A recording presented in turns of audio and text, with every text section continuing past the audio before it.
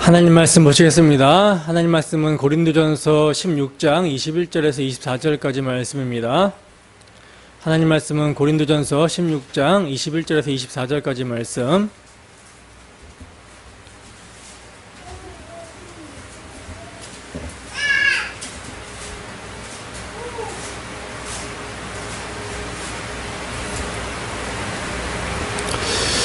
다 찾으셨으면 우리 함께 한 목소리로 합독하겠습니다.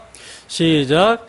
나 바울은 친필로 너희에게 문안하노니 만일 누구든지 주를 사랑하지 아니하면 저주를 받을지어다. 우리 주여 오시옵소서. 주 예수 그리스도의 은혜가 너희와 함께하고 나의 사랑이 그리스도 예수 안에서 너희 무리와 함께할지어다. 아멘. 고린도전서 파노라마라는 제목으로 하나님 말씀 증거하도록 하겠습니다. 오늘 우리가 함께 살펴볼 고린도전서는요, 고린도 교회에 나타난 문제들을 아주 적나라하게 드러내고 있어요. 여러분들이 고린도전서를 읽어오셨다면 아니 뭐 이런 교회가 있나 싶을 정도로 굉장히 문제가 많은 교회라는 사실을 어렵지 않게 파악할 수 있었을 것이라고 여겨집니다. 제가 생각하기에 고린도 교회는요, 세상에 나타날 수 있는 교회의 모든 부정적인 면들을 그대로 노출해서 보여주고 있는 것 같아요. 그런데 참으로 정말 안타까운 것은 뭐냐면 이러한 고린도 교회의 문제들이요, 오늘날 교회의 모습과 소름 끼칠 정도로 유사하다는 것입니다. 그냥 오늘날 교회의 자화상을 그대로 그려놓은 것 같아 보여요. 그런데 그 오늘날 교회에 누구도 포함되어 있습니까? 오늘 우리도 포함이 되어 있죠. 고린도 교회의 타락한 모습은요, 오늘날 우리의 모습과도 같다라는 것입니다. 이것이 여러분 성령의 조명하신 가운데 우리에게 보여져야 돼요. 아니 목사님 그래도 고린도의 교회와 같은 문제들이 저희 교회에는 없지 않습니까? 이렇게 질문할 수 있을지 모를 것 같아요. 네, 물론 그런 모습들이 보이지는 않죠. 그러나 여러분, 고린도 교회에 왜 이러한 문제들이 생겼습니까? 왜 이러한 문제들이 생겼을까요? 오늘 우리가 읽은 본문에 답이 있는데, 주를 사랑하지 않아서 이런 문제들이 생겼다는 거예요. 주를 사랑하지 않았기 때문에 자기의 사랑으로 인한 여러 가지 문제들이 교회 안에서 발생되게 된 거라는 거죠. 옛사람의 모습, 하나님과 관계가 없는 저주받은 모습들이 나타나게 된 것입니다. 그렇다면 질문을 해봐야 되는 것이죠. 여러분, 우리는 정말 주를 사랑하고 있습니까? 정말 우리의 마음이 예수 그리스도로 가득 차 있어서 나를 사랑하사 나를 위하여 자기 목숨을 버리신 예수님을 위해 그분을 너무나 사랑하기 때문에 내 정과 유혹, 탐심을 포기하고 내 자랑, 내 의, 내 열심, 내 가치 등을 포기하고 모든 것을 배설물로 여기고 내가 죽는 것이 유익하다라고 하는 그런 삶을 여러분 살고 있습니까? 그분의 의만을 자랑하고 그분만을 높이며 그분을 가장 가치 있게 여기며 우리 안에 예수 그리스도가 사는 삶을 우리는 살아가고 있습니까? 내가 사는 것이 그리스도니 죽는 것도 내게 유익하다라는 그러한 삶을 살고 있느냐는 거예요. 우리는 너무나 마땅하고 당연히 예수 위에 죽고 예수 위에 살아야 함에도 불구하고 자기를 위해서 삽니다. 그렇지 않습니까? 그러면서도 예수 위에 사는 척, 예수 위에 죽기라도 할 것처럼 포장할 때가 많다라는 거죠. 가면을 쓸 때가 많다라는 거죠. 그러나 이러한 우리의 기가 막히고 감쪽 같은 위장술이 어디서 폭로가 됩니까? 말씀 앞에서 폭로가 됩니다. 말씀을 통해서 드러나게 되는 거예요. 우리가 얼마나 주님과 관계없이 살았는지, 우리가 얼마나 주님과 관계없이 내 유익을 위해 살았는지, 삶의 사소한 부분에서조차 우리에게 주신 예수의 이름을 욕되게 했는지를 말씀을 통해서 발가벗겨지는 것입니다. 그래서 천부여 의지 없어서 손 들고 가는 거예요. 여러분, 예수님께서는요, 누구든지 자기 목숨을 구원하면 잃을 것이요, 나와 복음을 위해서 자기 목숨을 잃게 되면 구원을 얻으리라, 찾게 되리라, 이렇게 말씀을 하셨습니다. 근데 여러분, 예수님을 위해 죽는 것은요, 순교는 총칼 앞에서 너 지금 당장 예수를 부인해라, 그렇지 않으면 죽여버리겠다, 이때 예수를 부인하지 않고 죽는 것만 순교가 아니라는 거예요. 우리의 모든 삶의 사소한 부분이라 할지라도 하나님의 통치의 원리에 반기를 드는 내 육을요, 자원함으로 기쁘게 쳐서 복종시키는 거, 이것이 여러분 순교입니다. 자기 부인이 여러분 순교예요. 이 죽는 것이 주를 위해 사는 것입니다. 나를 쳐서 복종시키고 하나님의 뜻에 순종하면서 사는 거, 이것이 여러분 주를 위해 사는 거예요. 근데 여러분, 이러한 산 제사의 삶은요, 언제만 이렇게 살 수 있습니까? 언제만 이렇게 살 수 있죠? 주를 사랑할 때만 이렇게 살 수 있어요. 근데 우리의 모습을 보세요. 정말 거듭난 양심에 손을 올려놓고 질문해 보시기 바랍니다. 정말 주를 위해 살고 주를 위해 죽고자 하는지. 그러면 사실 고린도 교회 성도들처럼 우리에게 외적인 문제들이 터져 나오지는 않지만 내면적으로는 어떤 모습입니까? 고린도 교회 성도들의 모습이나 우리들의 모습이나 다를 바가 없는 모습이라는 거예요. 그들의 모습이 곧 우리의 모습인 것입니다. 왜? 왜냐하면 하나님께서는 어딜 보세요? 마음의 중심을 살피시거든요. 그렇다면 여러분, 왜 주를 사랑하지 않는 모습들이 나타나게 되는 것인가?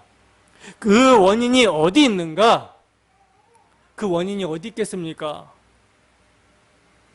교회 안에서 십자가의 복음이 오해가 되고 또 그 십자가의 복음을 밝히 보여주시는 성령의 역사, 성령의 사역, 성령이 오해가 되었기 때문이라는 거죠. 그러므로 주의 사랑이 전해지지 않고 주의 사랑을 망각하고 모르기 때문에 자기 중심적인 자기 사랑이 나오게 되는 거예요. 그러면 우리 디아스포라 교회는 매주 복음이 선포되고 있는데 왜 주를 사랑하지 않는 모습이, 않는 마음이 있는 것입니까?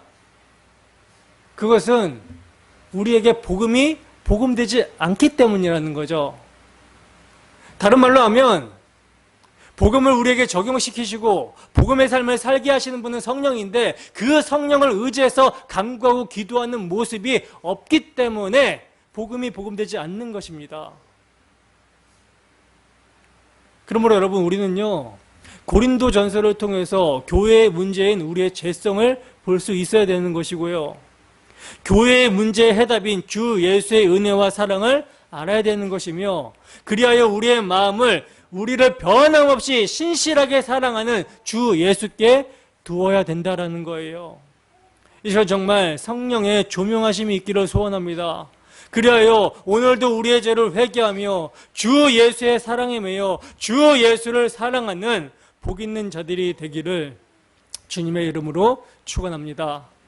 그럼 이제 고린도 전서를 함께 살펴보도록 하겠습니다.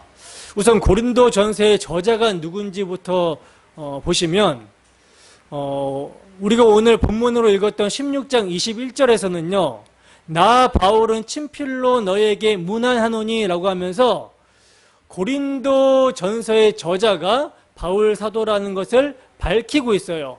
그러니까 사도 바울이 고린도 전서의 저자라는 거죠. 그리고 여러분, 이 고린도 교회에 보내는 서신서 고린도 전서는요, 바울 사도가 2차 선교 여행 당시에 고린도 지역에 1년 6개월 동안 거하면서 십자가의 도를 전하고 하나님의 말씀을 가르침으로 세워진 교회가 고린도 교회고, 이 고린도 교회에게 바울 사도는 이제 복음을 전한 것을 가리켜서 뭐라고 말을 하고 있냐면 나는 심었고 내가 털을 닦았으며 내가 너희를 낳았다라고 표현을 하고 있습니다. 여러분, 사도가 이렇게 표현하여 말씀하고 있는 것은 어떤 의도겠습니까? 심은 것은 자라야 되는 것이고 털을 닦아둔 것은 세워져야 되는 것이며 낳은 것은 양육이 되어져야 된다라는 의미로 이렇게 말씀을 하고 있는 것이죠. 근데 그렇게 자신이 복음을 전해서 고린도 교회가 세워진 후에 그로부터 5년이라는 시간이 흘러서 사도는 지금 3차 선교여행 당시 에베소에서 고린도 교회에게 지금 편지를 쓰고 있는데 그동안 고린도 교회가 자라고 세워지고 양육이 되어졌으면 얼마나 좋겠습니까? 그런데 그렇지 못하더라는 거예요. 여러분, 바울 사도가 고린도 전서를 쓰게 된 동기는요, 크게 두 가지로 요약을 할 수 있습니다. 첫째로는 교회 안에서 치유해야 될 문제들이 많이 발생했기 때문이라는 거예요. 그 문제들은 근로의 지편으로 사도가 전해들은 말인데 교회 안에 분쟁이 있다라는 말을 전해들었고요. 음행이 있다라는 말을 들었으며 형제간의 법적 소송이 있다라는 말을 들었습니다. 즉 분열과 성적인 음란과 법정 소송 사건이 교회 안에 있다는 소식을 근로의 집의 그 지편으로 사도가 들은 거예요. 그래서 편지를 쓰게 된 것이고요. 그리고 둘째로는요, 고린도 교회로부터 보내온 질문에 답을 주기 위해서 이 서신서를 쓰게 됐습니다. 고린도 교회가 바울 사도에게 제기한 질문들에는요, 결혼과 독신의 문제, 또 처녀와 과부에 대한 문제, 우상의 제물을 먹느냐 마느냐에 대한 문제, 또 교회 안에서 은사 문제, 성도를 위한 연보에 대한 문제 등이 있었어요. 그러니까 고린도전서는요, 로마서와 같은 교리적인 서신서가 아니라 교회 내에서 일어나고 있는 문제에 대한 해답을 주기 위한 교정서신이라는 거죠.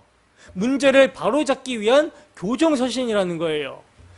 근데 여기서 우리가 간과해서는 안 될 것이 뭐냐면 사도는 교회 내의 모든 문제를요, 복음으로 치유하고 있다는 점입니다. 복음으로. 복음의 원리로 권면하고 가르침을 주고 있다는 것이죠. 때문에 이 점을 보지 못한다면, 복음으로 모든 문제를 치유하고 있다는 이 점을 보지 못한다면 고린도전서의 핵심을 놓치게 되는 거예요. 여러분, 고린도 교회는요, 분명 많은 문제가 있는 교회였습니다. 그러나 바울 사도는 결코 그런 문제들로 인해서 절망하고 있지 않다는 거예요. 왜냐하면 고린도 교회가 세워지게 된 것은요, 사람의 뜻으로 된 것이 아니라 하나님의 뜻으로 세워졌기 때문에 사도는 낭망하지 않고 있다는 것이죠. 사도행전 18장 10절 한번 보겠습니다. 사도행전 18장 10절 함께 했습니다. 시작. 내가 너와 함께 있음에 어떤 사람도 너를 대적하여 해롭게 할 자가 없을 것이니 이는 이 성중에 내 백성이 많음이라 하시더라. 아멘. 여러분, 지금 이 말씀은 바울 사도가 2차 선교여행 중에 고린도 지역에서 복음을 전하려고 할 때 하나님께서 말씀하신 거거든요. 하나님께서 하신 말씀입니다. 이 성중에 내 백성이 많다고 하시는 거예요. 그러니까 이 성중에 내 백성이 많다라고 하신 하나님께서 택하시고 불러내셔서 세우신 하나님의 교회가 고린도 교회이기 때문에 사도는 시작하신 이가 또한 완성하실 것을 믿고 있는 거예요. 그래서 낭망하지 않는 것입니다. 그리고 여러분, 또한 사도는요, 교회가 직면한 문제로 바로 직행하고 있지 않아요. 바로 질책하고 견책하고 있지 않다라는 것입니다. 만약 사도가 이렇게 했다면 문제를 더욱 악화시킬 수도 있었을 거예요. 그러면 사도는 무엇을 먼저 하고 있는가? 놀랍게도 여러분, 사도는요, 고린도 교회가 받은 복음을 가장 우선적으로 상기시키고 있다는 점이에요. 그래서 여러분, 우리가 주목해야 될 점은요, 교정서신인 고린도전서 1장과 2장에 의외라 쉽게 그리스도와 십자가가 강조되어 있다는 점입니다. 그리스도가 10번 나오고요, 십자가가 6번이나 등장을 하고 있어요. 그러니까 사도 바울은 이렇게 말하고 있는 셈인 것이죠. 교회가 시험에 빠지고 여러 가지 문제가 생기게 되는 것은 복음을 상실하고 은혜가 메말랐기 때문이다. 그러므로 예수 그리스도와 그의 십자가 외에는 이 문제들은 다른 것으로 해결할 수 없다. 다른 것으로 치유될 수가 없다. 이렇게 말을 하고 있는 셈이에요. 여러분, 이러한 관점에서 고린도전서의 전체적인 구조를 한번 살펴봅시다. 고린도전서는 총 몇 장으로 되어 있습니까?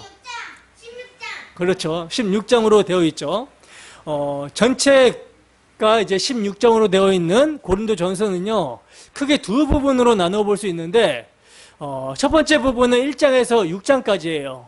예, 1장에서 6장까지가 첫 번째 부분인데, 근로의 지편에서 들은 고린도 교회의 문제들을 사도는 열거하면서 그 부당성에 대해서 논중하고 책망하는 내용이 첫 번째 부분의 내용입니다. 그리고 두 번째 부분은 7장부터 마지막 16장까지인데요. 고린도 교회에서 사도에게 질문한 문제들에 대한 답변을 그 내용으로 하고 있어요. 여러분, 고린도 전서에서 이제 바울 사도와 고린도 교회 성도들이 상충하는 문제들이 여러 가지가 있지만, 이 문제들은요, 간단하게 말하면 그들이 십자가의 도를 망각했기 때문이고요. 그리고 십자가의 도를 깨닫게 하시고 각성케 하시는 성령을 오해했기 때문입니다. 그러므로 사도는 이 모든 것에 대한 해결점으로 십자가의 도를 상기시켰고, 성령은 이를 알게 해주는 영이라고 설명을 하고 있는 거예요. 그래서 사도는 1장 18절에 십자가의 도가 멸망하는 자들에게는 미련한 것이요 구원을 받는 우리에게는 하나님의 능력이라, 이렇게 그리스도께서 십자가에 달려 죽으신 것으로 시작을 합니다. 시작을 해서 15장 12절에 그리스도께서 죽은 자 가운데서 다시 살아나셨다 전파되었거늘 너희 중에서 어떤 사람들은 어찌하여 죽은 자 가운데서 부활이 없다 하느냐 하고 다시 살아나심의 부활을 말씀하고 있다는 거예요. 그러니까 사도는요, 고린도 교회의 문제를 이제 가운데 빵이 있으면 가운데 그 안고를 이제 문제라고 하고 그 사이를 뭘로 덮고 있어요? 그리스도의 죽으심과 부활이라는 메시지로 이렇게 덮고 있는 거예요. 그러니까 사도는 의도적으로 그리스도의 죽으심과 부활을 서신서의 앞뒤로 배치해 놓고 있는 것입니다. 그 안에 문제가 들어있는 모습인 것이죠. 그러니까 고린도 교회의 문제는요, 그리스도의 죽으심과 부활이라는 이 핵심 진리에서 비추어 봐야 되고, 그래야 이해가 된다는 거예요. 성령의 가장 중요한 역할은 뭡니까? 여러분, 예수 그리스도와 그분의 십자가를 증거하고 깨닫게 하시는 역할을 합니다. 여러분, 이렇게 교회 안에 모든 문제는요, 복음이 해답이라는 거예요. 그리고 이 복음을 성령께서 적용하실 때 치유의 역사가 일어나게 된다는 거죠.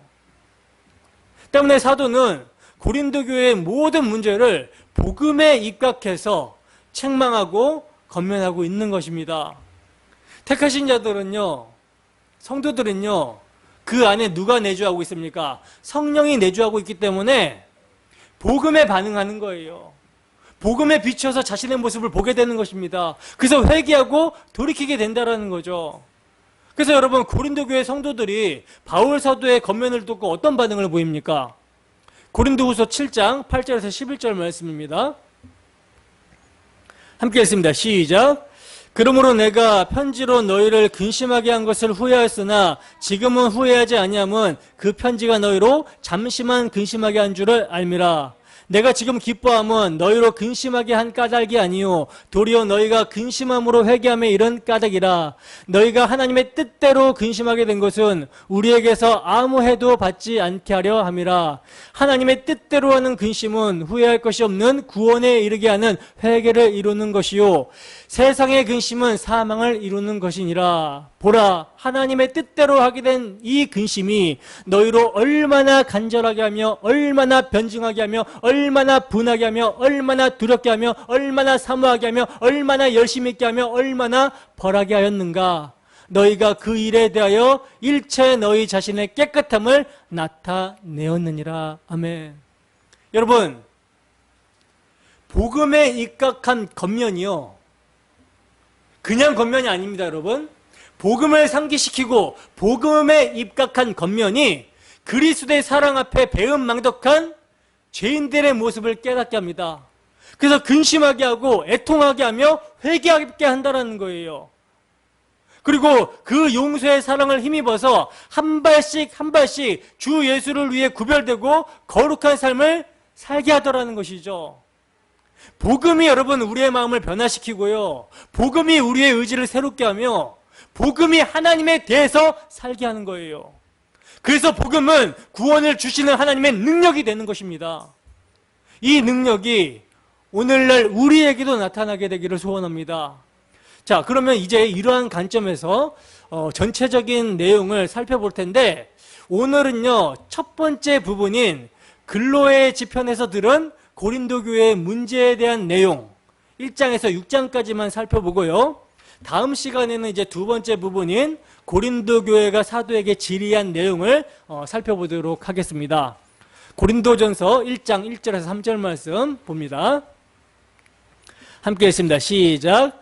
하나님의 뜻을 따라 그리스도 예수의 사도로 부르심을 받은 바울과 형제 소스데네는 고린도에 있는 하나님의 교회 곧 그리스도 예수 안에서 거룩하여지고 성도라 부르심을 받은 자들과 또 각처에서 우리의 주 곧 그들과 우리의 주 되신 예수 그리스도의 이름을 부르는 모든 자들에게 하나님 우리 아버지와 주 예수 그리스도로부터 은혜와 평강이 있기를 원하노라. 아멘. 보시면 하나님의 뜻을 따라 그리스도 예수의 사도로 부르심을 받은 바울 사도는요, 고린도에 있는 이 문제가 많은 교회를 뭐라고 부르고 있냐면 하나님의 교회라 부르고 있고요, 성도로 부르심을 입은 자들이다 라고 이렇게 성도라고 부르고 있습니다. 지금 사도는 여러분 고린도 교회의 문제들을 지적하기 전에 지금 뭐라고 있는 것입니까? 그들의 정체성에 대해서 일깨워주고 각성시켜주고 있는 것이죠. 너희들의 정체는 하나님 나라고 하나님의 교회고 성도다, 거룩한 성도다, 각성시켜주고 있는 거예요. 여러분, 바울 사도가 허물 많은 고린도 교회를 향해서 이처럼 영광스러운 이름으로 부르고 있는 것은요, 첫째로 사도는 주권적인 하나님의 뜻을 믿는 믿음의 눈으로 고린도 교회를 바라보고 있기 때문이라는 거예요. 그래서 8절을 보시면 뭐라고 합니까? 주께서 너희를 우리 주 예수 그리스도의 날에 책망할 것이 없는 자로 끝까지 견고하게 하시리라 하고 시작하신 이가 완성하실 것을 확신하여 말하고 있다는 거예요. 그리고 더 나아가서 이렇게 시작하신 이가 완성하실 것에 대한 확신이 사도에게 있기 때문에 그리스도 예수 안에서 너희에게 주신 하나님의 은혜로 말미암아 내가 너희를 위하여 항상 하나님께 감사하노니 하고 감사를 드릴 수가 있었던 거라는 거죠. 여러분, 사도가 이렇게 문제 많은 교회를 인하여 어떻게 감사할 수가 있는 것입니까? 어떻게 감사할 수 있는 것이죠? 고린도 교회를 불러서 그의 아들 예수 그리스도 우리 주와 더불어 교제하게 하시는 분은 하나님이신데 그분이 미쁘시기 때문이라는 거예요. 그분의 속성이 미쁘시기 때문이라는 것입니다. 여러분, 미쁘신 하나님은요 자기를 부인할 수가 없습니다. 즉 하나님의 미쁘심을 바울 사도는 믿었기 때문에 지금은 고린도 교회가 책망할 것이 많지만, 지금은 고린도 교회가 흔들리는 가운데 있지만 미쁘신 하나님께서는 그들을 끝까지 견고하게 하실 것이기 때문에 고린도 교회를 향하여 하나님의 교회, 성도라 부르심을 받은 자들이다 라고 이렇게 부르고 있는 거예요. 그리고 둘째로는 이를 통해 지금 고린도 교회의 정체성을 일깨워줌으로써 분쟁하고 있는 그들의 잘못이 무엇인지를 깨닫게 하기 위함입니다. 여러분, 고린도 교회의 분쟁은요 바울, 아볼로, 게바, 그리스도파 이렇게 지도자를 중심으로 한 파당 문제였어요. 자, 그러면 어쩌다가 고린도 교회가 이처럼 분열하게 되었을까요? 바울, 아볼로, 베드로가 분열을 조장한 것입니까? 분열을 조장한 것이 아니면 분명한 것이죠. 그러면 사도 바울은 그 원인을 어떻게 진단하고 있는가? 13절을 보시면요, 첫 말씀이 그리스도께서 어찌 나뉘었느냐라고 말씀합니다.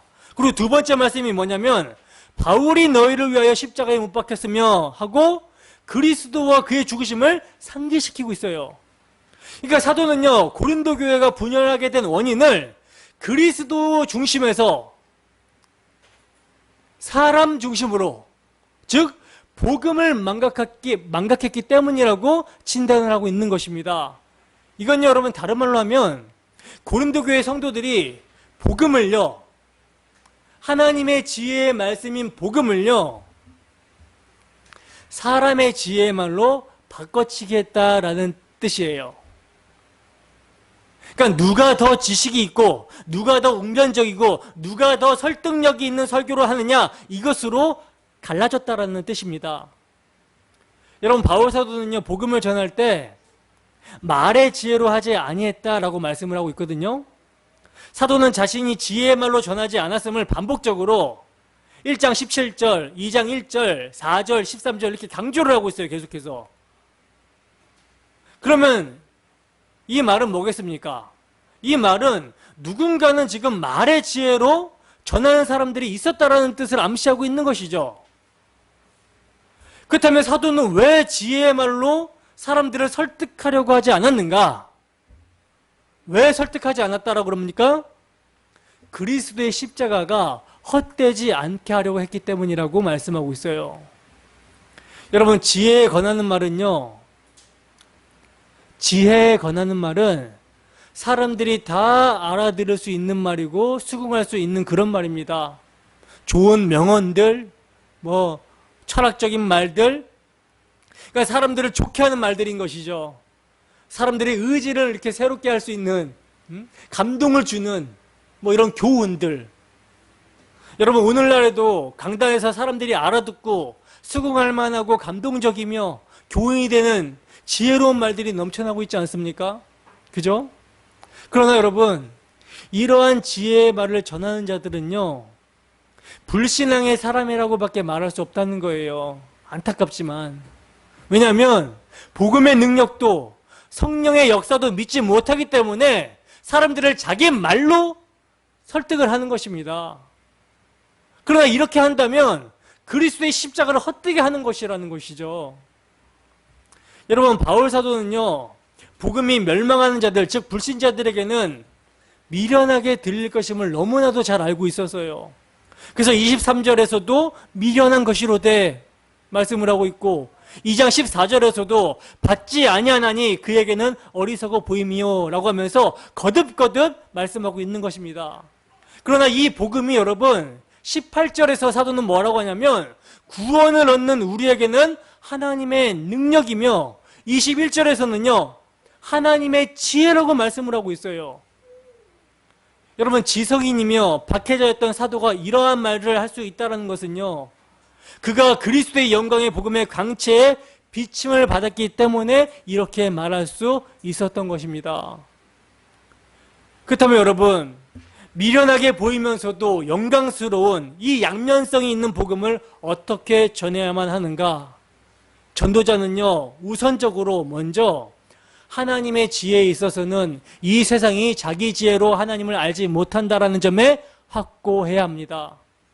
다시 말하자면 인간의 이성이나 합리주의적인 사고로는 복음을 깨달을 수 없다라는, 이 불가능하다라는 점을 인식해야 된다라는 거예요.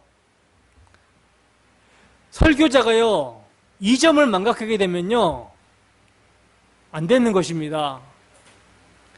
여러분들이 세상에 나가서 복음을 전할 때도요, 이 점을 망각해서는 안 되는 거예요. 오늘날 설교자들이 이 점을 망각하고 있기 때문에 지혜의 아름다운 말로 설득을 하려고 하는 것입니다. 그러나 그렇게 해서 설득을 했다면 그것은 복음을 전한 것이 아니라 사람의 말을 전한 것이 되는 것이죠. 그러면 하나님은 어떻게 하시는가? 전도에 미련한 것으로 믿는 자들을 구원하시기를 기뻐하셨도다라고 말씀하고 있습니다. 즉 미련한 십자가의 도를, 미련한 전도의 방법을 통해서 구원하시기를 기뻐하신다는 말씀이에요. 여러분 1장에서는요 지혜가 엄청 강조가 되어 있는데, 그러면 이처럼 지혜를 거론하는 의도가 어디 있겠습니까? 첫째는 복음을 지혜에 권하는 말로 설득하려고 하는 전도자들이 있기 때문이며, 둘째로는요, 그런데 고린도 형제들이 여기에 홀딱 넘어가서 십자가의 도보다는 지혜를 자랑하고 있었기 때문에 파벌이 생기고 분쟁이 일어나게 되는 어리석음을 드러내기 위해서라는 거예요. 그러므로 사도는 기록된 바 내가 지혜 있는 자들의 지혜는 멸하고 총명한 자들의 총명을 폐하리라 하였으니, 지혜 있는 자가 어디 있느냐, 선비가 어디 있느냐, 이 세대의 변론자가 어디 있느냐, 하나님께서 이 세상의 지혜를 미련하게 하신 것이 아니냐 하고 말씀하고 있는 것입니다. 그렇다면 여러분, 하나님의 지혜란 무엇입니까? 사도가 18절에서 말씀한 십자가의 도가 하나님의 지혜죠. 한 알의 밀이 땅에 떨어져 죽음으로 많은 열매가 맺게 되는 것, 즉 독생자를 보내셔서 죽으시고 다시 사심을 통해서 인류를 구원하시려는 하나님의 계획은 유사 이래로 인류가 추구해온 모든 지혜와 총명을 단번에 뒤엎어버린 사건이라는 뜻이에요. 1장 22절에서 24절 함께 읽어보겠습니다. 1장 22절에서 24절 함께 했습니다. 시작. 유대인은 표적을 구하고 헬라인은 지혜를 찾으나 우리는 십자가에 못 박힌 그리스도를 전하니 유대인에게는 거리끼는 것이요 이방인에게는 미련한 것이로되 오직 부르심을 받은 자들에게는 유대인이나 헬라인이나 그리스도는 하나님의 능력이요 하나님의 지혜니라. 아멘. 여러분 보시면 사도는요, 유대인은 뭘 구한대요? 표적을 구하고, 헬라인들은 지혜를 찾는다라고 말씀하고 있어요. 고린도인들은 어떤 사람들입니까? 헬라 문화권에 사는 사람들이죠. 그래서 지혜를 선호했던 거예요. 근데 바울이 전한 복음은 여러분 어떤 예수를 전했습니까? 나사로를 살리신 예수를 사도는 전하지 않았다는 거예요. 빈들에서 5,000명을 먹이신 예수 그리스도를 전한 것이 아닙니다. 그랬다면 표적을 구하는 유대인들이 관심을 보였을 거라는 거죠. 그렇다고 산상수훈의 설교나 비유의 말씀을 전한 것도 아니었다는 거예요.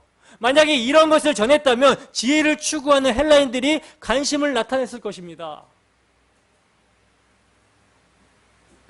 그러면 사도는 무엇을 전했는가? 여러분 눈을 크게 뜨고 주목해 보시기 바랍니다. 우리는 십자가에 못 박히신 그리스도를 전했다, 이렇게 말씀을 하고 있어요. 유대인들이 십자가에 못 박아 죽인 예수가 그리스도다, 메시아다, 그분이 죽은 자 가운데서 다시 살아나셨다, 바로 이 메시지를 전했다는 거예요. 그러니까 유대인들에게는 뭐가 될 수밖에 없어요?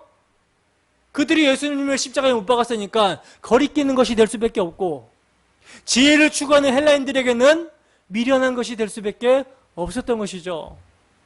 다시 강조합니다. 여러분, 사도는요 십자가에 못 박히신 그리스도를 전했다라고 말씀합니다. 2장 2절에서도 보시면 내가 너희 중에서 예수 그리스도와 그가 십자가에 못 박힌 것 외에는 다른 것은 알지 아니하기로 작정하였다라고 말씀을 하고 있어요. 작정하였다. 저도 여기에 미쳤습니다. 저도 작정하고 있어요. 왜냐하면 그리스도께서 이 땅에 오셔서 죽으시고 다시 살아나셨다라는 이것이 복음이며, 여기에 뭐가 있어요? 여기에 구원이 있기 때문입니다.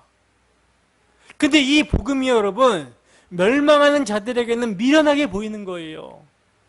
그러나 오직 부르심을 입은 자들에게는요, 유대인이나 헬라인이나 그리스도는 하나님의 능력이고요 하나님의 지혜가 된다라고 사도는 말씀하고 있는 것입니다. 그렇다면 사도는 왜 그리스도는 하나님의 능력이요 하나님의 지혜니라 하고 말씀하고 있는 것인가?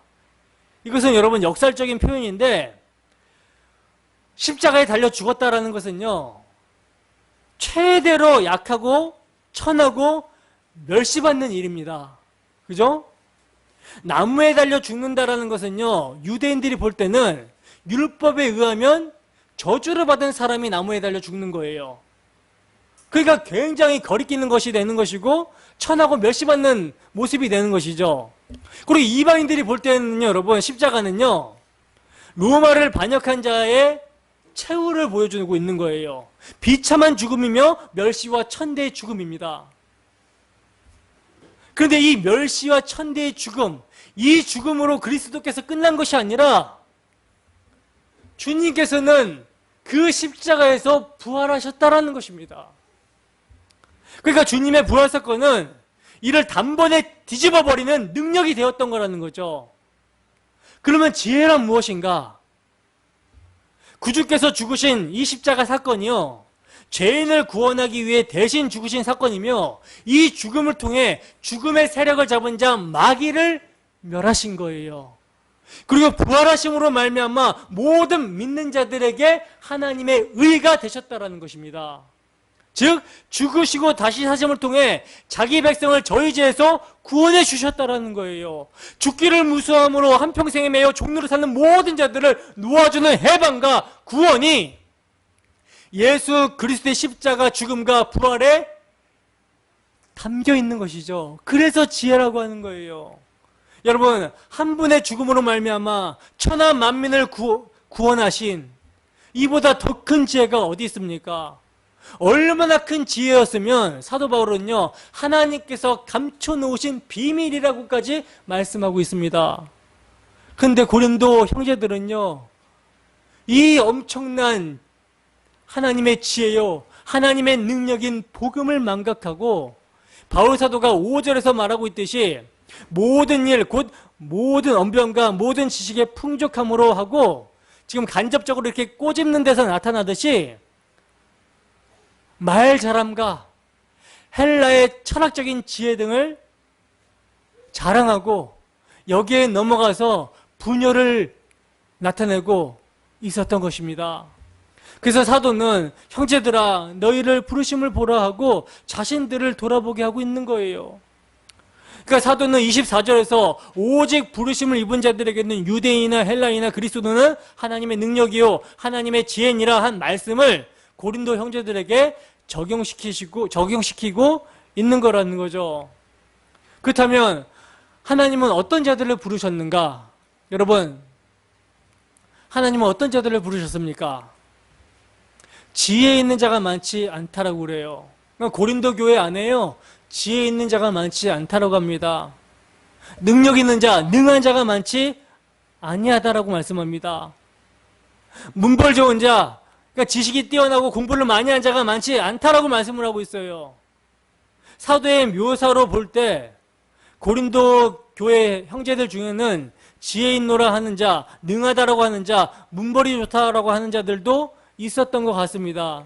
예를 들면 바울 사도가 고린도에서 기록한 로마서에서는요, 나와 온 교회를 돌아보아주는 가이오도 너희에게 무난하고 이 성의 제무 에라스도와 형제 구하도도 무난하느니라 라고 하면서 가이오와 에라스도를 지금 언급을 하고 있는데, 이 사람들은요 고린도 교회의 유명 인사였어요. 그러니까 유력한 인물이었던 것은 분명합니다.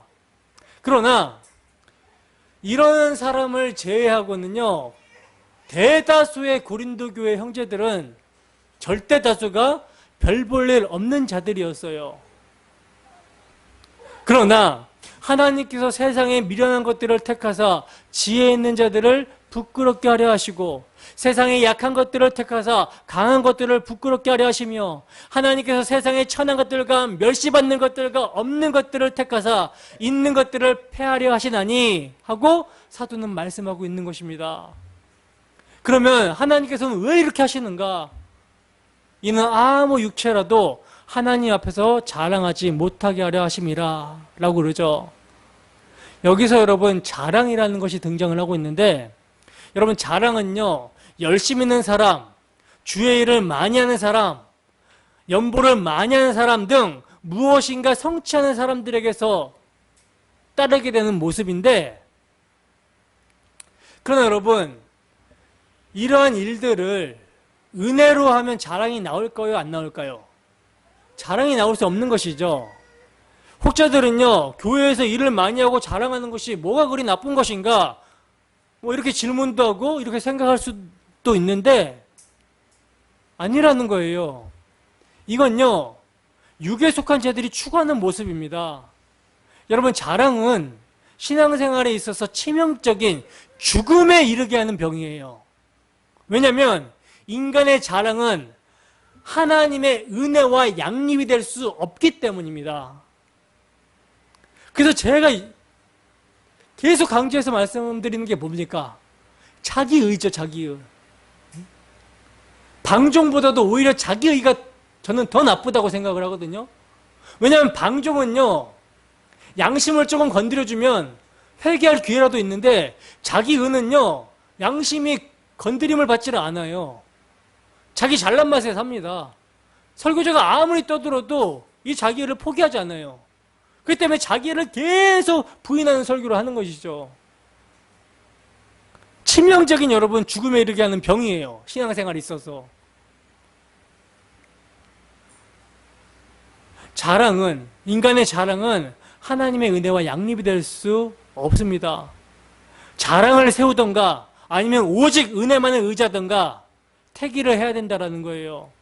그러므로 성경은 이렇게 말씀하고 있는 것이죠. 행위에게서 난 것이 아니니 이는 누구든지 자랑하지 못하게 하려 함이라. 그런즉 자랑할 때가 어디뇨? 있을 수 없느니라 하고 자랑이 발붙일 곳이 없도록 만들고 있습니다. 그래서 여러분, 자랑하지 못하게 하려 함이라 말씀한 바울사도는요, 31절에서 뭐라고 말씀합니까? 기록된 바 자랑하는 자는 어디서 자랑하라 그래요? 주 안에서 자랑하라, 이렇게 말씀을 하고 있어요. 이것은 지금 사도가 에레미야 선지자의 글을 인용한 말씀인데 제가 읽어드릴게요. 에레미야서 9장 23절에서 24절의 말씀 보면요, 여호와께서 이와 같이 말씀하시되 지혜로운 자는 그의 지혜를 자랑하지 말라. 용사는 그의 용맹을 자랑하지 말라. 부자는 그의 부함을 자랑하지 말라. 자랑하는 자는 이것으로 자랑할지니 곧 명철하여 나를 아는 것과 나 여호와는 사랑과 정의와 공의를 땅에 행하는 자인 줄 깨닫는 것이라. 나는 이 일을 기뻐하노라. 여호와의 말씀이니라. 여러분, 이 말씀을 사도는 요약해서 인용한 것입니다. 즉 사람의 한 일이 아니라 하나님의 행해 주신 일을 자랑하라는 뜻이에요. 그럼 여러분, 우리는 무엇을 자랑해야 되는 것입니까? 30절을 보시면 너희는 하나님께로 나서 그리스도 예수 안에 있고 라고 말씀합니다.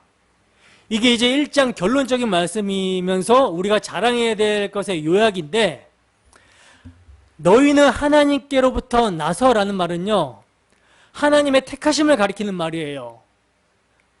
예수님은 너희가 나를 택한 것이 아니요 내가 너희를 택하여 세웠다라고 말씀하십니다. 우리가 하나님을 택한 것이 아니라 하나님께서 우리를 택하셨다라는 거예요. 이 택하심에 굳게 서야 됩니다. 그러면 이 택하신 자들에게 하나님께서 무엇을 행해 주셨습니까? 그리스도 예수 안에 있고, 즉 하나님은 택하신 자들을 그리스도 예수 안에 있게 집어넣어 주셨다라는 거예요. 그래야 우리가 그리스도 예수 안에 있게 된 거라는 거죠. 이 점을 에베소서에서는 뭐라고 말씀하고 있냐면, 곧 창세전에 그리스도 안에서 우리를 택하사라고 말씀합니다. 너무나 중요한 것이죠. 그러면 그리스도 안에 있다라는 말씀이 왜 중요한 것인가? 여러분, 제가 질문을 드려보겠습니다. 주님께서 십자가에 달리셨을 때 여러분들은 어디 계셨습니까? 효종이, 주님께서 십자가에 달리셨을 때 어디 있었어요? 그리스도 안에 있었습니다. 이 점을 로마서에서는요, 우리 옛사람이 예수와 함께 십자가에 못 박히고 함께 죽고 함께 장사 지낸 바 되었다가 함께 살리심을 받았다라고 말씀을 하고 있고요, 부르심을 받은 자들, 부르신 자들을 의롭다 하시고 의롭다 하신 자들을 영화롭게 하셨다라고 말씀합니다. 그리고 에베소서에서는요, 또 함께 일으키사 그리스도 안에서 함께 하늘에 앉히셨다라고 말씀을 하고 있어요. 엄청난 내용입니다, 여러분. 이것이 바로 우리가 자랑해야 될 연합교회의 신비라는 것이죠. 그리고 또 여러분, 우리가 자랑해야 되는 것은요, 예수는 하나님께로 나와서 우리에게 지혜와 의로움과 거룩함과 구원함이 되셨다라는 점이에요. 여러분, 예수는 우리에게 무엇이 되어주셨습니까? 사도는 지혜와 의로움과 거룩함과 구원, 네 가지를 말씀하고 있는데, 여기 네 가지 중에 핵심은 구원에 있습니다. 그렇다면 의로움과 거룩함이 무엇을 뜻하는가는 자명해지는 것이죠. 구원으로 말미암아 의롭다함을 주신 분도 그리스도시고요, 거룩함, 즉 성화의 삶을 살아가게 하신 분도 예수 그리스도로 말미암아 가능해진다라는 점이에요. 6장 11절에서도 거룩함과 의롭다 하심을 얻었느니라 하고 의로움과 거룩이 함께 등장을 하고 있어요. 그러니까 성화의 원동력도 어디서 나옵니까? 복음에서 나온다라는 점을 우리는 유념해야 된다라는 것이죠. 율법은요, 여러분, 우리에게 칭의만을 주지 못하는 것이 아니라 거룩한 삶, 성화의 열매도 주지 못하는 것입니다. 거룩한 삶은요, 구별된 삶은요, 복음이 이끄는 삶이라는 거예요. 근데 사도가 여기서 지혜를 제일 먼저 꼽고 있는 것은 지금 진술하고 있는 문맥이 이 세상 지혜와 하나님의 지혜를 대조해서 논증하는 문맥이기 때문이고요, 고린도 형제들이 세상 지혜를 자랑하고 있었기 때문으로 여겨집니다. 그러니까 사도 바울은 이렇게 말하고 있는 셈인 것이죠. 지혜를 원하느냐? 예수 그리스도가 우리의 지혜가 되신다. 그러므로 자랑하는 자는 주 안에서 자랑하라. 여러분, 문맥적으로 보면 오직 십자가의 도만을 자랑하라, 이거예요. 다시 말하면 미련한 전도 방법, 이것만을 의지하게 하심이라는 뜻이 되는 것이죠. 바로 이 하나님의 비밀, 하나님의 의, 하나님의 복음만을 자랑하게 하기 위해서 하나님께서는 천한 거, 멸시받는 거, 없는 것들을 택하신 것입니다. 근데 이렇게 택하셨는데 고린도 교회 성도들은 이 엄청난 지혜와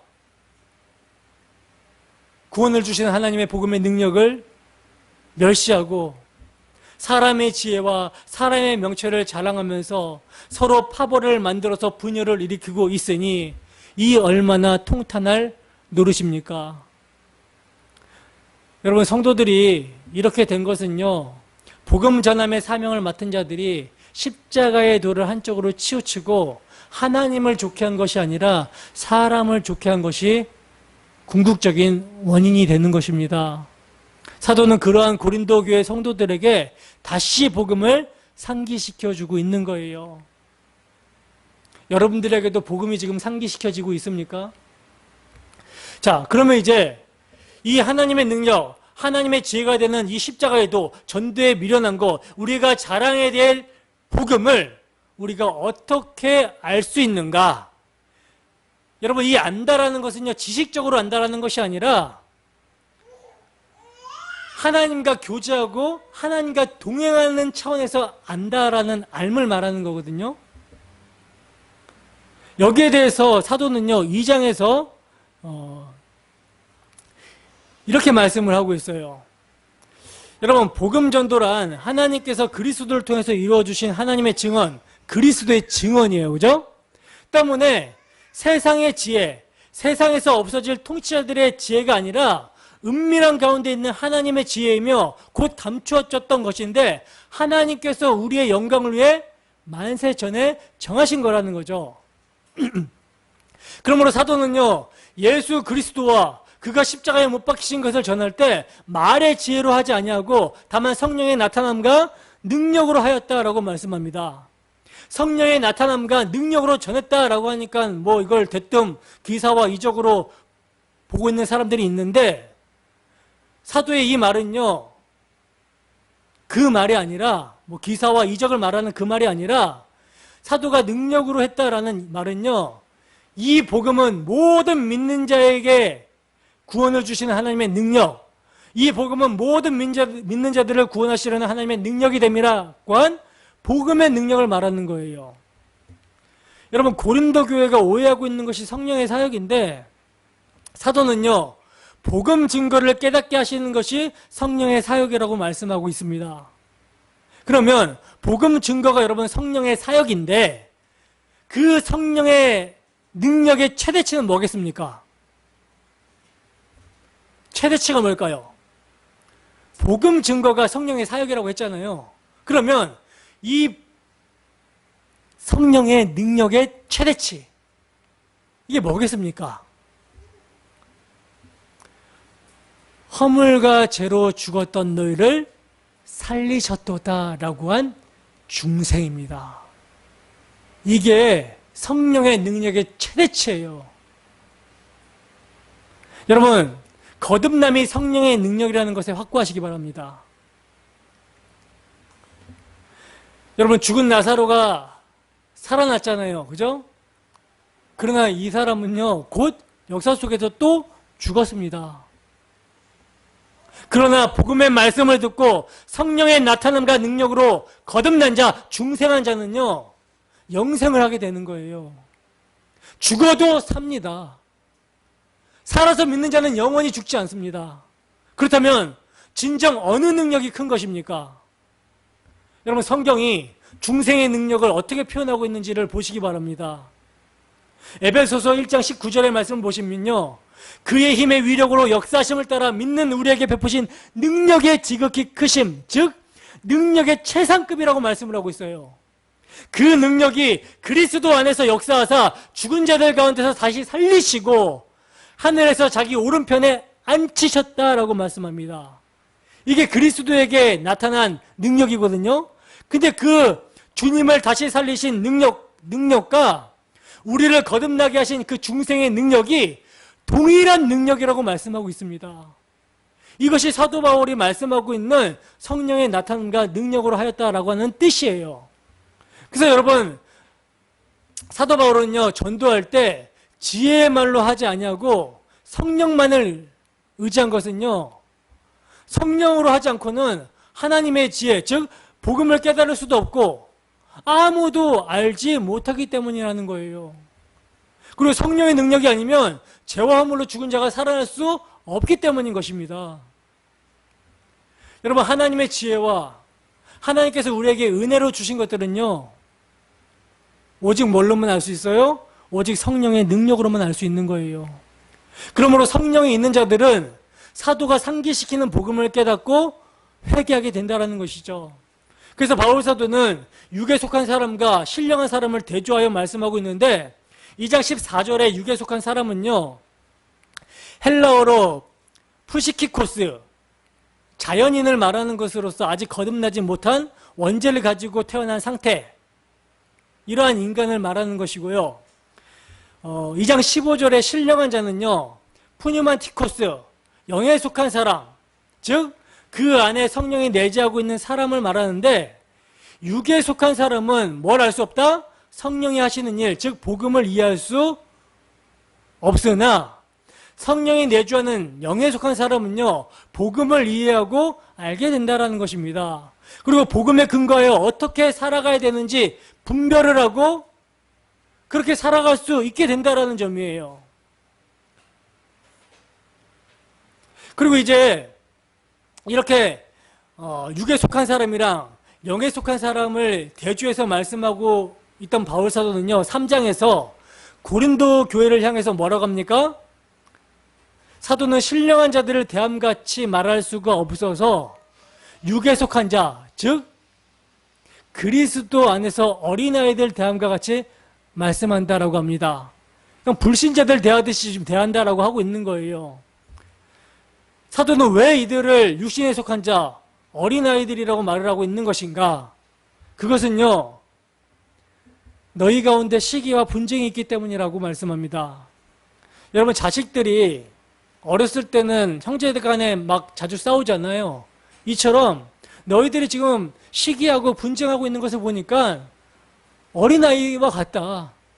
그래서 신령한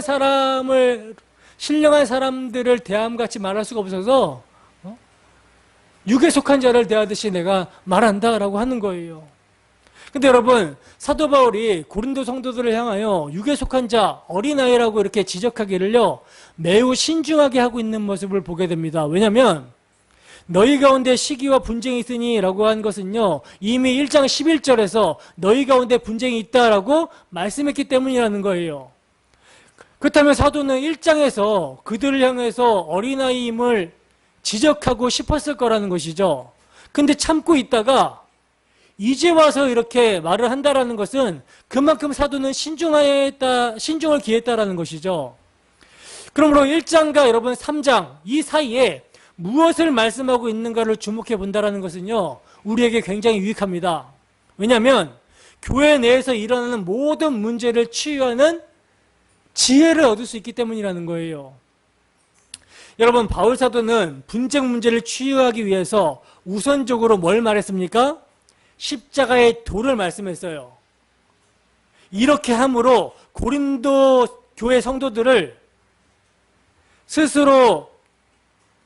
스스로가 자신들이 지혜 있는 신령한 자가 아니라 육신에 속한 자, 곧 그리스도 안에서 어린아이임을 인식시키도록 유도했다라는 것이죠.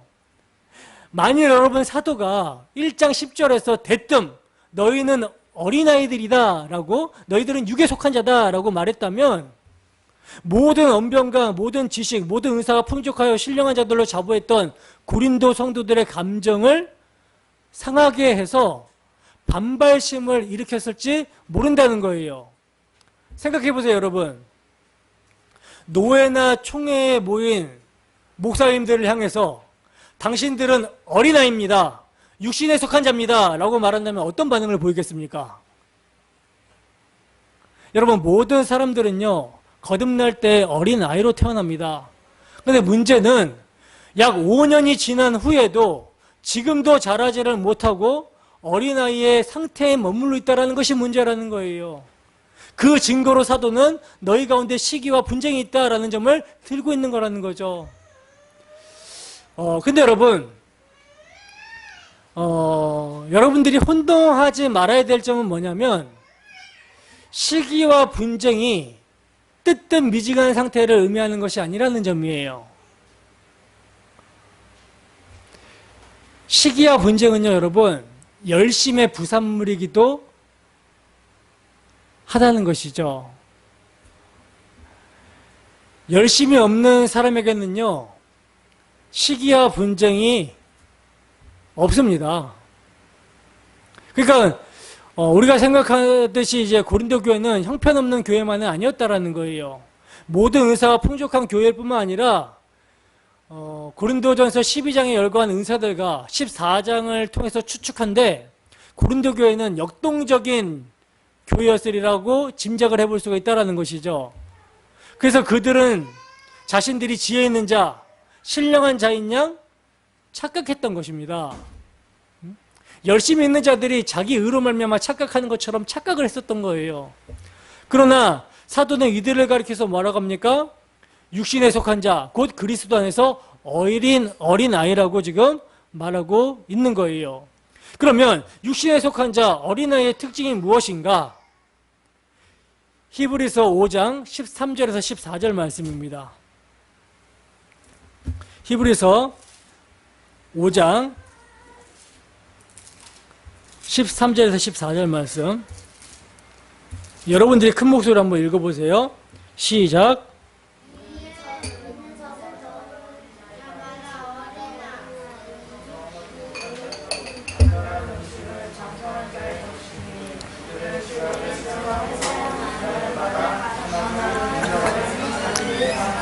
아멘. 자, 육신에 속한 자, 어린아이의 특징을 히브리서 기자는 뭐라 그래요?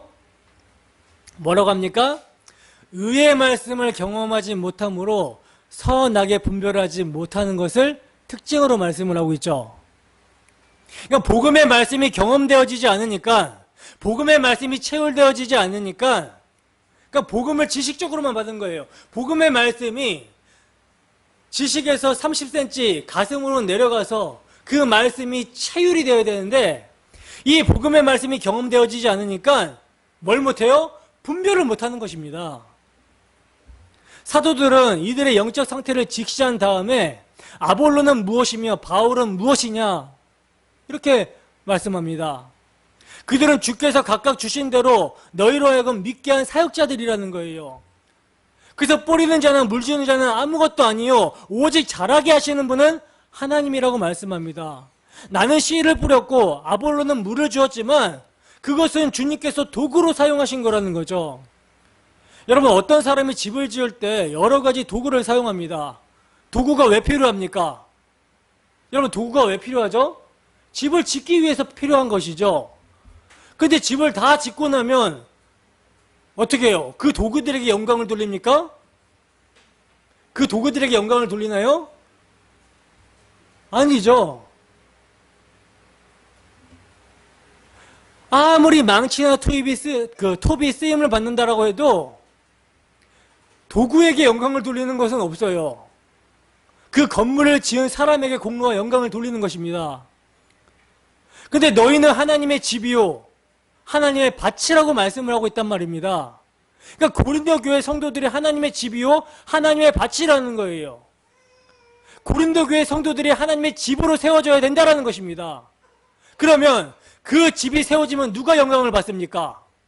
그 집을 세우신 하나님께서 영광을 받으시는 것이죠. 그러면 도구로 사용된 자들은 뭐예요? 그 하나님의 영광에 하나님께서 집을 짓는데 도구로 쓰임을 받았다는 그 자체가 영광입니다.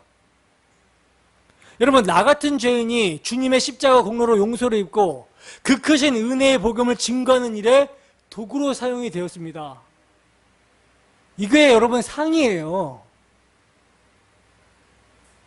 복음으로 여러분 섬기는 것이 여러분 놀랍고 엄청난 상입니다.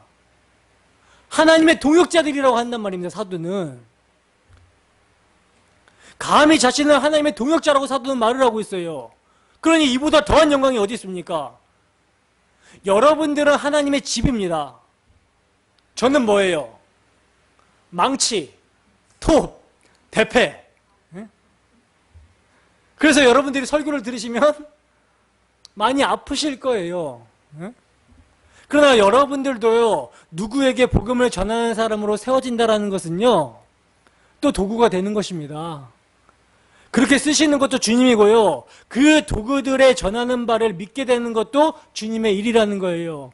그러니 전하는 사람을 바라보는 것이 아니라 그 사람을 따라 파벌을 나누는 것이 아니라 그 사람이 전하는, 그 사람이 가리키는, 손가락이 가리키는 자라게 하시는 하나님, 자라게 하시는 그리스도를 바라봐야 된다는 것이죠. 그 그리스도를 바라보면 어떻게 자기 자랑이 나옵니까? 자기 부인이 나오는 것이지. 그러므로 건축자들은요, 설교자들은요, 그리스도의 터 위에 세워야 되는 것이며 하나님의 집으로 세워져야 되는 이들도요, 그리스도 터 위에 세워져야 된다는 것입니다. 그러면서 사도 바울은 고린도 교회에 나타난 문제를 너희가 하나님의 성전인 것과 하나님의 성령이 너희 안에 계시는 것을 알지 못하기 때문이라 이렇게 말씀하고 있는 거예요. 그러니까 성도들이 성전이고 교회가 성전이라는 정체성을 알기만 한다면 교회의 모든 문제는 해결될 것이고 모든 영광이 하나님께 돌려지게 될 것이라는 것입니다. 이러한 문맥에서 여러분 사도 바울은 4장에서 뭐라고 말씀하고 있냐면 사람이 마땅히 우리를 그리스도의 일꾼이요 하나님의 비밀을 맡은 자로 여길지어다. 그리고 맡은 자들에게 구할 것은 충성이니라 말씀합니다. 여기서 말하는 우리는 뭐겠습니까? 바울, 아볼로, 게바 등 지도자들을 가리키는 거죠. 그러면 사도가 이렇게 말씀하고 있는 의도가 뭐겠어요? 그리스도의 일꾼들을 판단하지 말라는 말씀을 하기 위해서라는 거예요.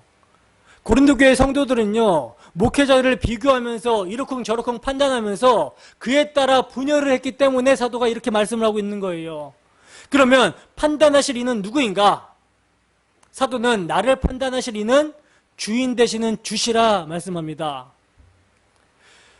사도 바울은 자신을 하나님의 비밀을 맡은 자라고 말씀하고 있는데, 여러분, 하나님의 비밀이란 복음을 가리키는 말이지만요, 여기서의 강조점은 복음에 있는 것이 아니라 맡은 자라는 일꾼에 있습니다. 맡은 자라는. 주님은 충성되고 지혜 있는 종이 되어 주인에게 그 집 사람을 맡아 때를 따라 양식을 나눌 자가 누구뇨? 주인이 올 때 그 종에 이렇게 하는 것을 보면 그 종이 복이 있으리로다 하고 말씀을 하셨는데, 바울 사도는 이것을 알았기 때문에 그리고 맡은 자들에게 구할 것은 충성이니라 하고 있는 거예요.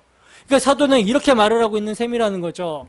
나는 그리스도의 일꾼, 하나님의 비밀을 맡은 자로 충성을 다하고 있는 것이지 사람에게 어떤 평가를 받기 위해서 일하고 있는 것이 아니다. 그러니 판단하지 말라라고 하는 거예요. 그리고 분쟁을 일삼는 고린도 교회의 분쟁의 주모자들에게는 사도된 자신이 복음을 전하기 위해서 어떤 모습으로 처해졌는지 비천하게 된 것을 그들과 비교해서 풍자적으로 말을 하고 있는데, 복음으로 태어날 때는 아름답고 어예쁘던 고린도의 자녀들이 세월이 지난 후에 너희가 이미 배부르며 이미 풍성하며 우리 없이도 왕이 되었도다 라고 말씀합니다. 여기서 핵심은 뭐겠습니까? 사도가 고린도 교회 성도들을 꼬집는 핵심 말씀은 뭐예요? 그들의 교만과 자랑이죠. 고린도 교회 성도들은요, 자신들이 지혜 있는 양, 신령한 자처럼 자랑했고 교만했다라는 거예요. 사도는 이러한 고린도 교회를 향하여 자신이 그리스도 때문에 어떠한 수고를 했는지, 어떠한 박해를 받고 어떠한 비방을 받았는지를 말하면서 내가 너희를 부끄럽게 하려고 이것을 쓰는 것이 아니라 오직 너희를 내 사랑하는 자녀같이 권하려고 이렇게 글을 쓴다라고 말씀하고 있어요. 그러면서 사도는 그리스도 안에 일만 스승이 있으되 아버지는 많지 아니하나 복음으로써 내가 너희를 낳았다라고 말씀합니다. 아버지의 자녀의 관계가 닮음의 관계인 것처럼 나를 본받는 자가 되라라고 권하고 있는 거예요. 근데 여러분, 궁극적인 분은 사도 바울이 아니죠. 사도 바울이 아니고 사도 바울이 그리스도를 본받는 자이기 때문에 너희는 나를 본받는 자가 되라고 말씀하고 있는 거예요. 그러니까 궁극적으로는 본받아야 될 분이 누구예요? 예수 그리스도. 예수 그리스도. 사랑을 입은 자녀같이 너희는 하나님을 본받는 자가 되라. 그리스도의 심장을 가진 자가 되라 하는 것입니다. 마지막으로 5장에서 6장은요, 고린도 내 도덕적인 문제를 다루는 내용인데, 5장에서 사도가 다루고 있는 문제는 여러분 음행입니다. 근데 표면적으로는 음행이 문제처럼 보이는데 핵심은요, 유월절 어린 양에 있다는 거예요. 여러분, 바울 사도는요, 외인의 음행의 문제를 다루고 있는 것이 아니라 교회 안에 성도로 불려진 사람들의 음행의 문제를 다루고 있습니다. 그러니까 그리스도인들이 음행을 해서는 안 되는 것은요, 우리의 유월절 양 그리스도께서 희생되셨기 때문이라는 거예요. 이 원리로 사도는 견책을 하고 있는 거라는 거죠. 여러분, 묵은 누룩은 고린도 교회 성도들이 전에 행했던 구습입니다. 구습, 옛사람의 습관, 구습입니다. 타락한 인간의 심성에는요, 만물보다 거짓되고 심히 부패한 묵은 누룩이 남아있다는 거예요. 근데 그 묵은 누룩을 내어버릴 수 있는 능력은 복음을 상기시킬 때 내어버릴 수 있는 능력으로 작용하게 되는 거라는 것이죠. 그래서 사도는요, 음행을요, 유월절 양, 곧 그리스도께서 희생이 되셨느니라 하고 복음에 입각해서 다루고 있는 것입니다. 그냥 유월절 양이 아니라 유월절 양이 곧 그리스도다라고 하면서 그 그리스도가 희생되셨느니라, 즉 죽임을 당했다라고 말씀합니다. 그리스도는요, 우리의 순교를 위해서 유월절 어린 양이 되셨다라는 거예요.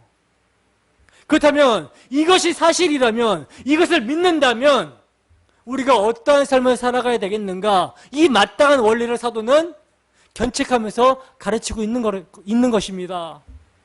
그리고 더 나아가서 교회 안에서 음행하는 자들과 악행을 행하는 자들과 사귀지도 말고 그들을 내어 쫓으라고 말씀하고 있는데, 여러분, 이건 교제를 끊으라는 말씀이거든요. 왜 이래야만 하는가? 여러분, 하나님의 백성이 되었다라는 것은요, 특권만이 아니라 그에 수반하는 책임이 따르기 때문이라는 거예요. 그리고 교회의 거룩성을 보존하기 위함이며, 또 한편으로는 쫓아낸 자들로, 교제가 단절된 자들로 회개할 기회를 주게 하기 위함입니다. 왜냐하면 그 안에 성령이 내주하시고 복음을 상기시키게 성령이 내주하시는 자는 복음을 상기시키게 되었을 때, 또 그리스도의 피로 값을 주고 사신 자들과의 교제권에서 끊어지게 되었을 때 심령이 심히 괴롭기 때문에 회개하게 된다는 거예요. 그들로 회개하기 위해서 그들과 교제를 끊으라고 하는 거예요. 회개가 목적입니다. 회개가. 이게 건징이죠, 여러분. 이게 건징이에요. 그리고 이제 6장은 교인들 간의 소송 문제와 음행에 대해서 교훈을 하고 있는데, 먼저 교인들끼리 분쟁이 있을 때는요, 그 문제를 세상 법정에 소송하지 말라고 사도는 말씀하고 있어요. 왜냐하면 교회는 세상 법률보다 더 높은 영적 표준을 가지고 있으므로 자체 내에서 해결하라는 것이죠. 여러분, 사도가 지금 이 문제에 대해서 견책하는 이유는요, 첫째로 형제가 형제로 더불어 송사한다라는 것 자체가 잘못되었기 때문이라는 거예요. 생각해 보세요, 여러분. 우리가 어떤 용서를 받았습니까? 어떤 용서를 받았습니까? 용서받을 수 없는 자가 용서를 받았습니다. 1만 달란트를 탕감받았다라는 거예요. 근데 많은 것을 용서받은 죄인들끼리 작은 것을 용서하지 못한다라는 것은 말이 안 된다라는 거죠. 그래서 이것을 책망하는 거예요. 그리고 둘째로는 더욱 잘못된 것은 뭐냐면, 이 송사를 교회 내에서 해결하는 것이 아니라 어디서 해결해요? 믿지 아니하는 자들 앞에서 하고 있다는 점입니다. 여러분, 교회는요, 하나님 나라라고 하는데, 그렇다면 하나님 나라 안에서 하나님의 법으로 처리해야 마땅하지 왜 세상 법정에서 세상 나라 법으로 호소하고 있느냐라고 사도는 책망하고 있는 것이죠. 여러분, 하나님의 교회란 하나님의 통치와 머리 되시는 그리스도의 다스리심을 받는 곳입니다. 때문에 성도는요, 장차 세상을 판단할 것이며 심지어 천사들까지도 판단할 자들이라는 거예요. 근데 하나님의 자녀들이 불신자들 앞에서 머리를 숙이고 재판을 받는다면 이 얼마나 그리스도의 이름을 욕되게 하는 것인가? 사도는 이를 용납할 수가 없었던 것입니다. 그리고 사도는요, 또다시 음행에 대해서 경고하는데, 음행을 피해야 될 이유를요, 뭐라고 말씀하고 있냐면, 몸은 음란을 위해서 있지 않고 주를 위해서 있기 때문이고, 우리의 몸이 그리스도의 지체이고 주와 합하는 자는 한 영이기 때문이며, 음행하는 자는 자기 몸의 죄를 범하기 때문이고, 너희 몸이 하나님이 계시는 성령의 전이기 때문이야, 이렇게 말씀을 하고 있습니다. 여러분, 사도가 3장 16절에서 너희가 하나님의 성전이라고 말한 것은요, 교회 공동체를 가리키는 것이었는데, 6장 19절에서 너희 몸이 성령의 전이다 라고 말하고 있는 것은요, 성도 개개인을 가리키는 말이에요. 여러분, 교회가 어떻게 하나님의 성전이 되었으며 성도 개개인이 어떻게 성령의 전이 되었습니까? 예수 그리스도의 희생, 십자가의 대속으로 말미암아 성전이 되었죠. 이것을 인식하는 자라면, 이것을 정말 인식하는 자라면, 여러분, 우리가 구원을 받고 하나님의 거하시는 성전이 되었다라는 건요, 그리스도 안에 속하였다라는 말이거든요. 근데 성경은 예수 그리스도가 우리의 신랑이고 우리는 신부라고 비유를 하고 있고요. 신랑과 신부는 둘이 합하여 하나라고 말씀하고 있어요. 그래서 머리와 몸이라고 이렇게 성경은 비유하고 있는 것이죠. 근데 정말 우리가 우리의 신랑 되시는 예수 그리스도를 말미암아 우리가 어떻게 그리스도 안에 있게 되었는지, 우리가 어떻게 하나님의 성전이 되었는지 이것을 인식을 한다면 어떻게 그리스도의 지체를 가지고 창기의 지체를 만들 수 있겠습니까? 그럴 수 없다는 거예요. 그러므로 너희 몸으로 하나님께 영광을 돌리라고 말씀합니다. 이게 원리예요, 여러분. 항상 복음에 입각해서 우리의 행동이 나와야 되는 것입니다. 항상 복음을 망각하기 때문에, 복음이 복음되고 있지 않기 때문에 죄를 범하게 되는 거예요. 여러분, 고린도 교회의 문제는요, 의의 말씀인 복음이 경험되어지지 않았고 또 복음을 망각했기 때문입니다. 그래서 교회 안에 이러한 문제들이 있었던 거라는 거죠. 근데 여러분, 이러한 외적인 문제들은요, 어디서 나옵니까? 마음의 동기, 즉 교만과 자랑에서 나오는 거라고 말씀을 드렸죠. 다른 말로 하면 예수를 사랑하지 않았기 때문이라는 거예요. 중요한 것은 여러분, 우리의 마음입니다. 우리의 마음이 주님께 고정되어 있습니까? 우리가 모일 때마다 늘 복음은 선포되고 있습니다. 중요한 것은 선포되는 복음의 말씀이 우리에게 성령의 나타나심과 능력으로 역사하고 있는가, 이거예요. 여러분, 우리가 이를 놓고 전심으로 기도하기를 원합니다. 하나님께서는요, 구하는 자에게 좋은 거, 성령을 주신다라고 말씀하셨고, 그 성령은요, 예수 그리스도의 복음을 각성하게 하고 주 예수의 사랑에 매여서 하나님의 영광을 위해서 살게 합니다. 이 시간 고린도 교회의 모습을 통해 우리의 모습을 거울로 보고 있습니까? 그들의 치유책이 복음이었듯이 오늘 우리에게도 해답은 여러분 복음입니다. 이 복음이 주 성령으로 말미암아 우리에게 적용이 되어 오늘 우리가 죄에서 자유하게 되며 그 자유로 주 예수를 사랑하며 기쁘게 그분을 섬기는 삶을 살아가는 모습이 되기를, 그러한 능력이 있기를 주님의 이름으로 축원합니다. 기도하겠습니다. 하나님 아버지, 감사합니다. 이 시간 고린도 전서를 통해서 주님의 마음이 무엇인지, 주님의 뜻이 무엇인지를 함께 상고하여 살펴봤습니다. 하나님, 고린도 교회가 문제가 생기고 타락하게 된 것은 이들이 복음의 말씀을 망각하고 복음이 복음되지 않고 자기를 드러내고 자기를 자랑하며 그래서 파벌이 생기고 분쟁이 생기게 된 것입니다. 이들을 치유할 수 있는 치유책은 여러분 하나님 복음이었듯이 오늘 우리를 치유할 수 있는 치유책도, 오늘날 우리의 문제 해답도 하나님 복음임을 고백합니다. 하나님 아버지, 우리의 마음이 그리스도를 멀리 떠나 있습니까? 이 시간 바라옵고 원하기인데 복음이 복음될 수 있도록 인도하여 주시옵소서. 주 성령의 역사로 말미암아 복음이 체월되어지고 우리 주 예수 그리스도의 은혜와 그분의 사랑을 상기시키며 그분을 위해 살아갈 수 있는 우리의 모습이 될 수 있도록 함께하여 주시고 인도하여 주시옵소서. 감사드리며 거룩하신 예수님 이름으로 기도드립니다. 아멘.